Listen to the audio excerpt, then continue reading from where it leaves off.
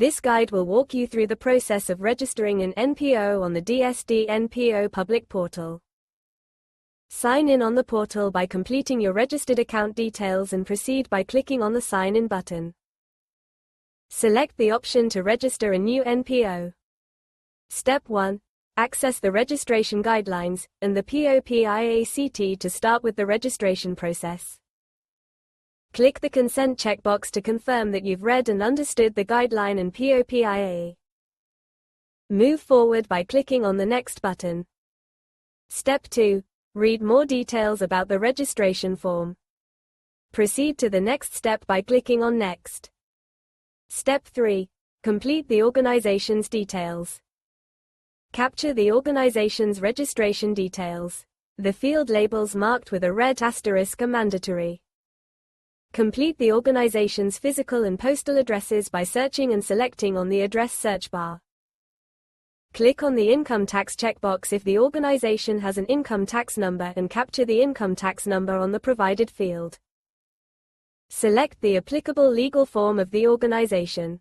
If the legal form of the organization is voluntary association, please also select whether the organization is membership or non-membership. If the legal form of the organization is NPC, please also complete the NPC registration number. If the legal form of the organization is a trust, please also complete the IT registration number. Select the area of operations of the organization. Select all the applicable provinces. If the organization operates internationally, please specify the countries in which it operates. An additional step, titled Control Structure, will be activated in this application form if the organization operates internationally. Specify the office bearer term of service in years. Proceed by clicking on Next. To navigate to the next step, you can also click the back button to navigate to the previous steps. Step 4. Add objectives of the organization. Click the Add Objective button to add a new objective. On the Add Objective form, select and complete all the objective details. Click the Save button to save the entered information. If the organization has multiple objectives, click the Secondary Objective checkbox to add multiple objectives. Click the Add Objective on the organization's Secondary Objective section to add a secondary or another objective.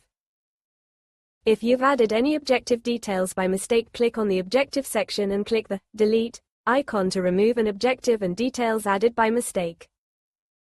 When deleting an objective, the system will prompt you to confirm the action. Click OK to proceed or Cancel to cancel the action. Once all the objectives have been added, click Next to proceed to the next step. Step 5. Add office bearers of the organization. At least 3 office bearers must be captured. An office bearer refers to a director, trustee, or an individual holding an executive position. Click the Add Office Bearer button to add office bearer. Complete all the required office bearer details. If the office bearer has a South African ID number, the system will auto-complete the date of birth and gender of the office bearer. Click the Save button to save the captured office bearer details. To add additional office bearer details, click on the Add Office Bearer button. Click on Save. Added office bearer details will appear on this table. Once at least 3 office bearer details have been entered, the next button will be, allowing the user to proceed to the next step. Click on the specified button. When deleting an office bearer, the system will prompt you to confirm the action. Click OK to proceed or Cancel to cancel the action. Navigate to the next step by selecting Next. Step 6. Access the Admin Operations section. Click on checkboxes to select the admin and operations areas of the organization. The user is required to select at least one admin and operations area in order to proceed. Once the admin and operations areas have been selected, proceed to the next step by clicking Next. Step 7. Access the Control Structure step. This is an additional step included for organizations operating internationally. If the organization operates internationally, you are required to add the international partners by clicking the Add Partner button. Complete all the required organization partner details. Save the organization partner details by clicking Save. Click here to add an additional partner. Add partner details here and click the plus button to save the captured information.